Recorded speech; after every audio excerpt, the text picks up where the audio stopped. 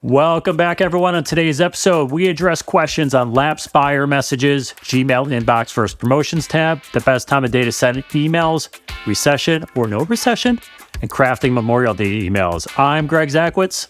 And I'm Gabe Macluso. Greg, did you know that in May of 1919, the pop-up toaster was invented?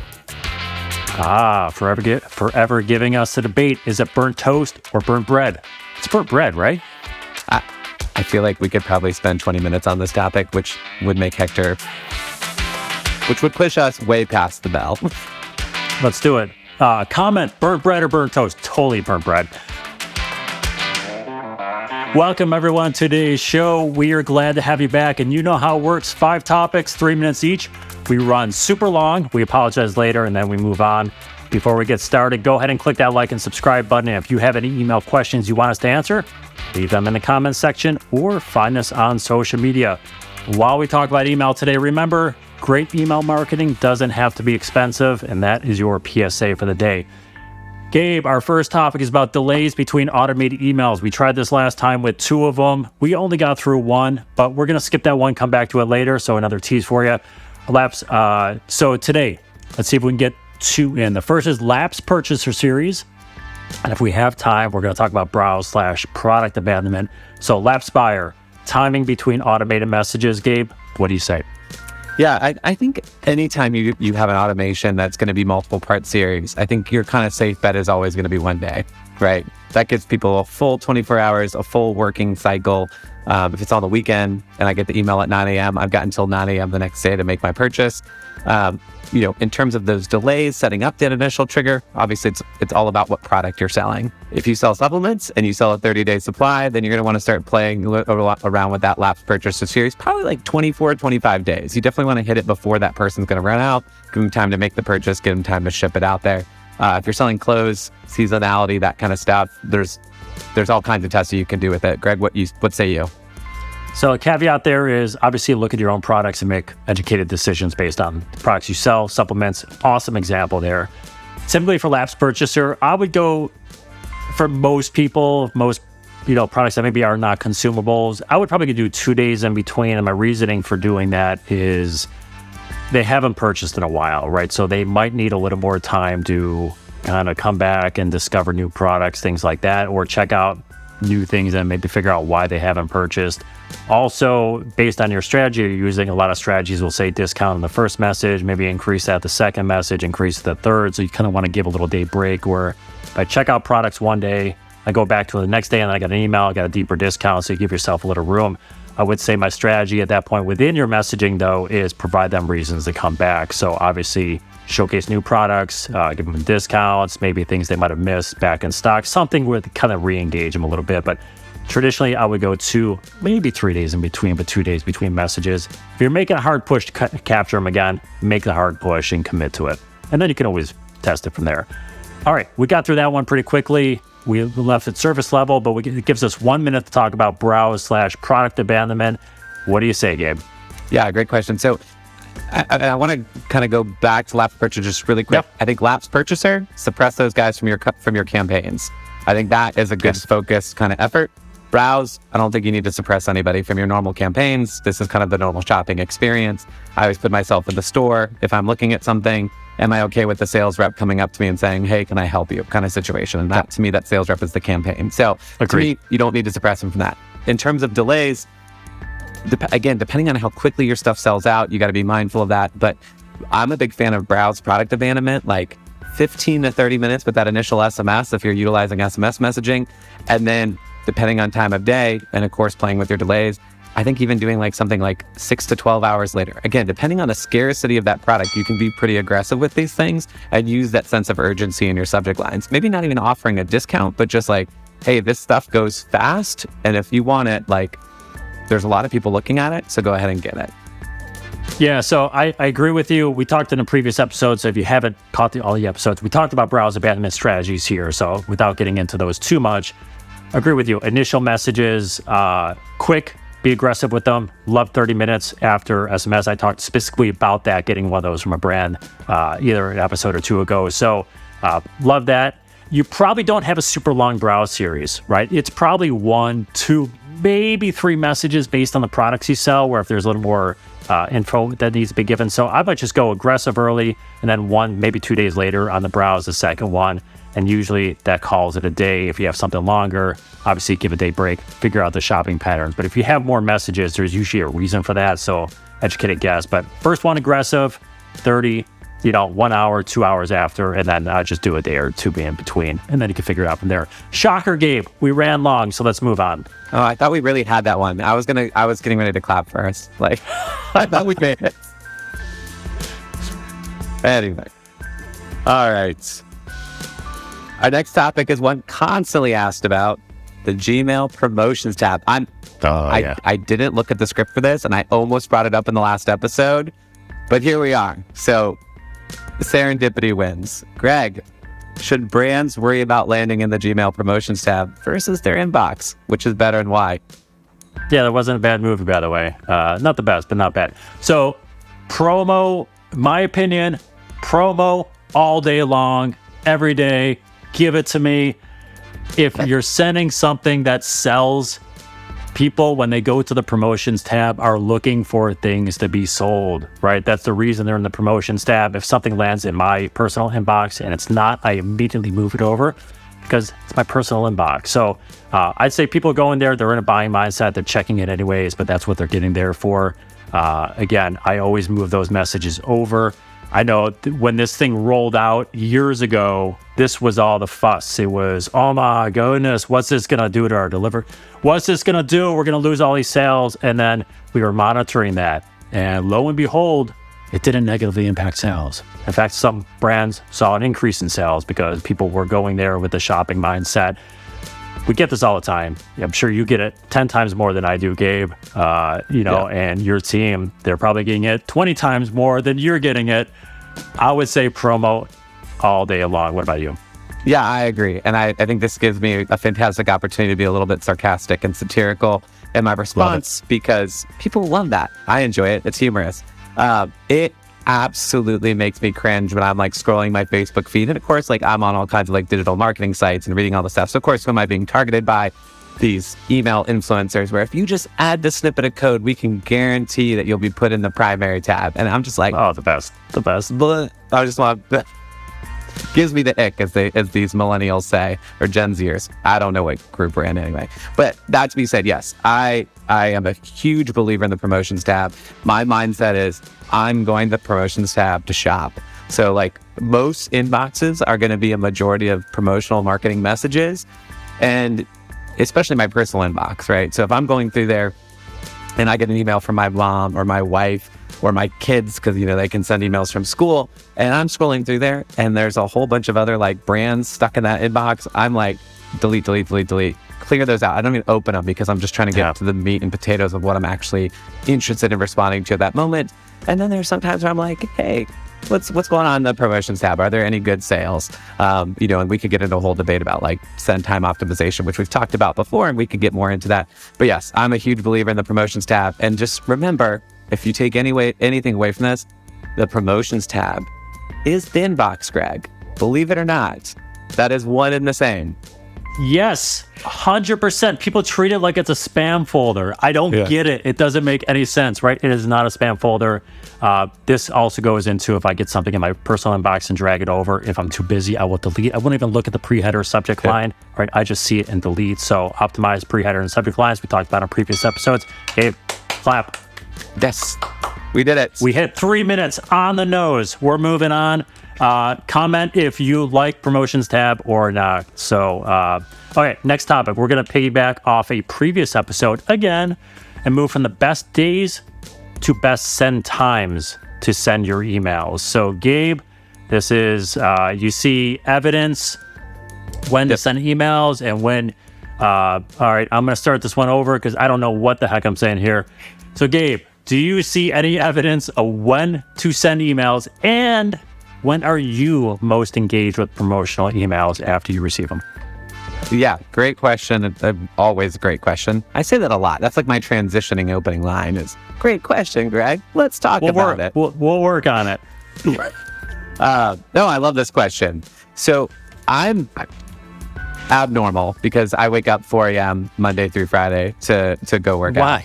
Why? Because I go work out, I do the gym, my kids go to school super early, the bus comes at 6:20, so I get it out of the way in the morning. And I like to have my coffee in the morning before I go, so it's a whole routine. So that being said, I open emails at 4 a.m., which is abnormal. So, when am I going to read promotional messages?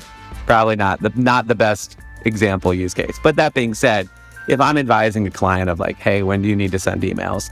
To me, I love this like 9:30 to 10:30 block, which I know is going to make some people cringe. But like people get to work 8:30. Their first thing primary is check my work email, check my Slack, go through my notifications, kind of get everything cleared up a little bit. We kind of get through that first hour. And then what are we looking for? We're looking for an environment change. We're looking for a break. Maybe I can't go for a walk because I'm in an office building, or I'm at the house and I want to avoid doing laundry. What am I going to do? I'm going to start, perusing social media. Or I'm going to check my personal inbox to see if there's anything crazy going on there. So to me, that's really a good time to do it. If you're a legacy brand and you have a very specific clientele, I see this a lot when working with like hobby dealers. So like, people who sell models online, like your old plastic models, like that is a very specific demographic. And if you play around testing the send time, if you play around playing around testing your template, you will hear from these people. They will not like it. And they will be the first to contact you saying, I did not get my email at 10:30. You always send it at 10:30 where it's like the newspaper, like they're expecting it to be there. So all that to be said, you can have some fun with it. You can definitely test. If you're more into like the splurge buying and like maybe like the adult businesses, playing around with this like Friday, Saturday night send when maybe inhibitions are a little bit lax, like totally test that out and be like, hey, you're having fun. We could add to that fun. What do you think? Kind of situation. So this is the second episode you've talked about buying things after you've been drinking on the weekends, Gabe. Yeah. Is this why you're making so many returns on Amazon? I'm just curious. What's funny is I don't drink. I haven't drank in 2 years. So there you go. There you go. You need better friends or something. I don't know. Someone's going out there. Okay, we're going on tangents.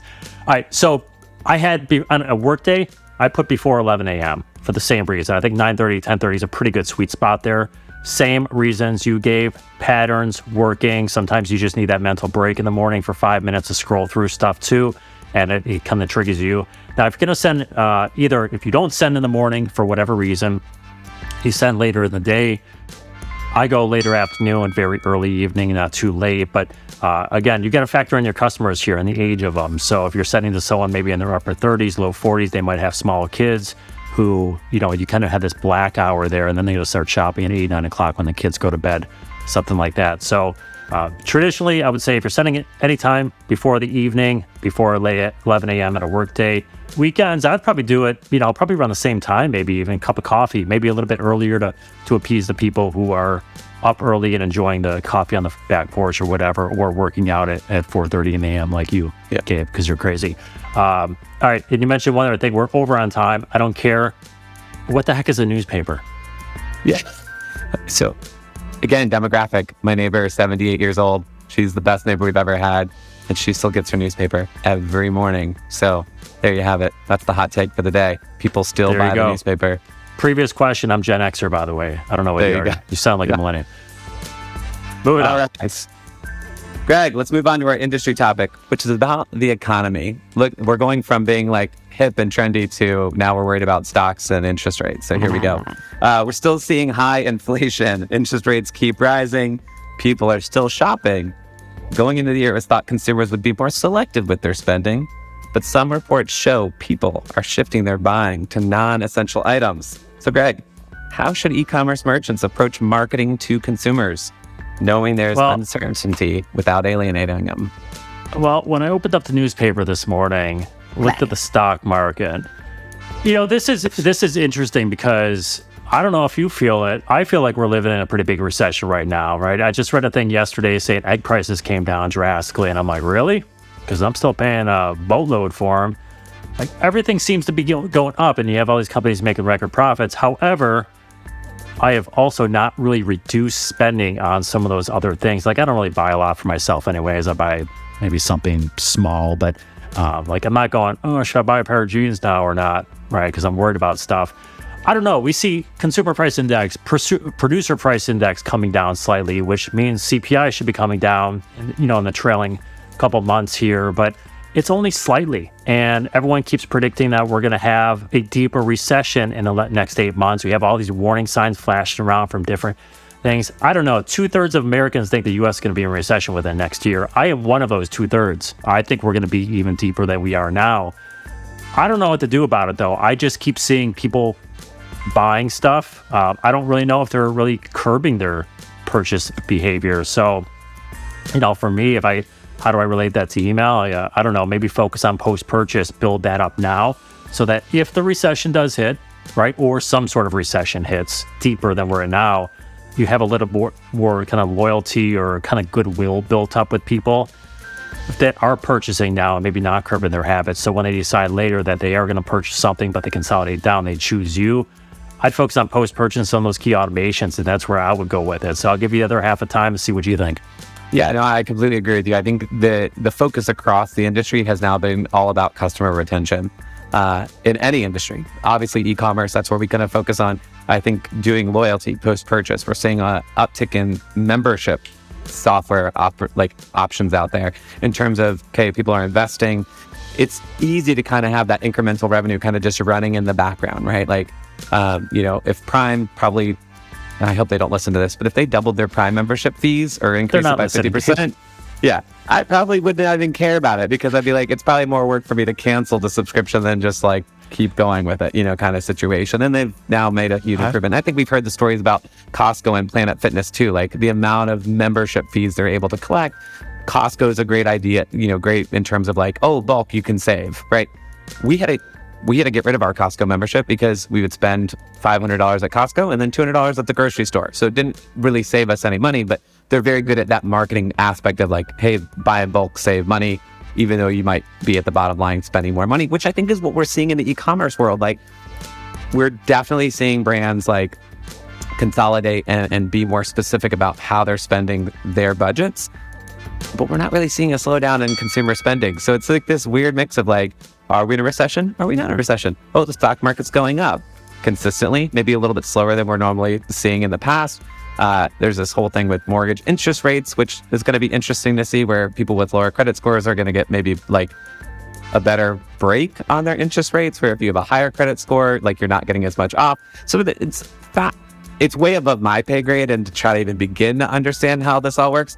So I guess at this point, I'm just kind of along for the ride. I've got money in the bank. I can go buy what I want. But as I read something last night, it was like, hey, it's okay to buy things that you want. If you're a 40-year-old man and you want an Xbox, you can go buy an Xbox. In 2 weeks, you'll realize it was a stupid decision because you're a 40-year-old man, so you don't actually have time to play the Xbox. That's true.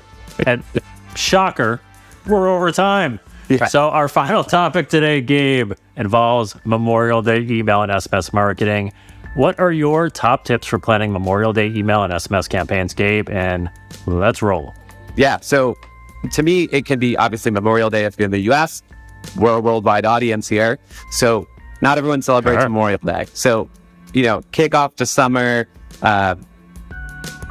whatever you want to do in terms of puns and excitement about summer. The sales are heating up. Or if you're in our Southern hemisphere, it's time to cool down your spending. No, that's a bad, terrible subject line. Don't do that. Heat up with these great savings as it gets cool. You can kind of play around with that. But to me, Memorial Day is all about having fun, emphasizing the lifestyle that you're trying to promote with your brand. How is it going to be interacted? Plan the best barbecue picnic. Have the best fit. Yes, another Gen Z term there. God, I'm so hip. I'm like, my 5th grade daughter will be so proud of me. You said I'm so hip. You have killed all that. I'm fire, right? You killed it. I'm fire. I'm on You've point. reset back to 0. Yeah. What are your thoughts on this, Greg? What are we doing with Memorial Day? All right. So if you're in the U.S. or maybe Canada, where you're still, you piggyback on the U.S. holidays or whatever. So people expect big sales during Memorial Day. See mattresses and furniture, right? These are the big things. So, promote them all week long. I'd say kind of like Black Friday, keep it a week-long event, maybe a little bit longer if you want. It's a big sale, so try to figure out those things to protect margins. I'd say it's a good time where if you're playing around with bundle discounts or deep discounts, this is the time to play around with it, or you get a little more data for your holiday season promotions like Black Friday, Cyber Monday, that whole shopping Q4 season. You get a little more data between which type of big discounts sell, which ones protect margins a little bit more. So start early. Obviously, you want to strike while the iron is hot, right? So I'll see what I did there. We love puns.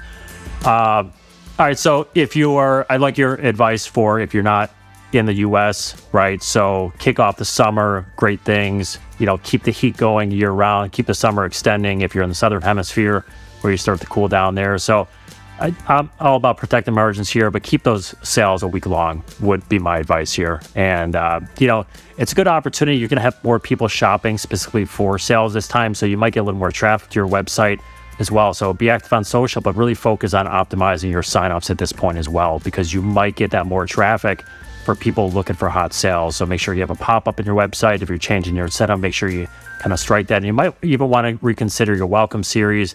Might not need to, because hopefully you have a really optimized one. But, if you have those new people coming in for Memorial Day, might not be familiar with your brand. So make sure you kind of focus on those top-rated products, testimonials, things like that in your welcome series to really kind of stay in mind if they turn out not to be a shopper now. Hopefully you get them back for the holiday season as well. So that would be my advice. Discount big, test your discounts, keep track of them for our holidays, and market all week long. 3 minutes. Look at that, Gabe. Gosh, we're getting so good. Golf clap. I had another follow-up to it, but I won't. I'll save it. All right. So if anyone wants to know, throw in the comments that you reach out to Gabe. But our inbox for today is full. A friendly reminder to all of you out there, if you have a question you want us to tackle, find us on social, leave them in the comment section down there. Don't forget to click like and subscribe. We do hope you enjoyed learning something today. Hopefully you did learn something. We'd like to thank our producer, Hector Salamanca. I am Greg Zakowicz. And I am Gabe Macaluso. Thanks for tuning in. Be sure to check out any past episodes you may have missed, because we covered a lot and we blew through our time pretty quickly. And if you want to learn how to optimize your email marketing copy with the help of your old buddy, ChatGPT, check out this video right there. Until next time, happy marketing, everyone.